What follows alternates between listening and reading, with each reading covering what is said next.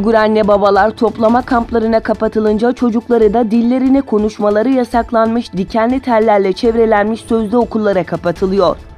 Bitterwinter daha önce 1 milyondan fazla Müslümanın Çin dilini incelemeye ve eğitim kampları yoluyla dönüşüm içine siyasi ve ideolojik eğitim almaya zorlandığını bildirmişti. Tutuklananların çocukları Han-Çin propagandasının okullarında tutulmakta ve tamamen Hanlaştırılmış bir ortamda Han kültürel referanslarını ve normlarını kullanarak eğitilmeye zorlandığı açıklandı. Dünyanın çeşitli bölgelerinde Nevruz Bayramı ile birlikte Uygur kültürü tanıtılmaya devam ediyor. Almanya'nın Münih şehri ve İstanbul'da Nevruz sebebiyle festivaller düzenleyen Uygur Türkleri Uygur medeniyetini ve kültürünü tanıttı. Diğer yandan Doğu Türkistan Yeni Nesil Hareketi Başkanı Teklim Akan, Sultan Gazi'de düzenlenen Mazluma Umut Ol konulu panelde Doğu Türkistan'ın son durumunu anlattı.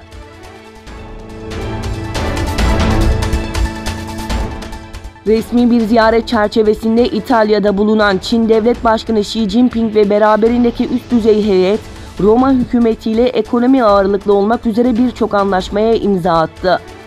ABD ve Avrupa Birliği'nin Pekin'le yapılacak olası anlaşmalara yönelik tepkilerini göz ardı eden İtalyan hükümeti, özellikle Kuşak ve Yol projesi kapsamında Çin'le işbirliğini öngören iyi niyet anlaşmasını imzaladı.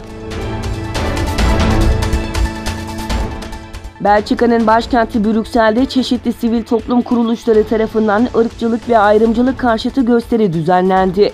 Siyasi partiler ve çok sayıda kurum tarafından desteklenen gösteri için Kuzey Tren İstasyonu önünde bir araya gelen binlerce kişi Place du Jeu de Bel meydanına kadar yürüdü. Gösteride yapılan konuşmalarda ırkçılık ve yabancılara yapılan farklı muameleler eleştirildi.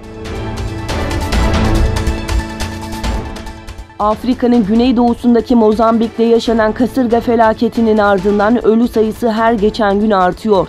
Kasırga nedeniyle Mozambik'te 417, Zimbabwe'de 259, Malawi'de ise 56 kişi hayatını kaybetti.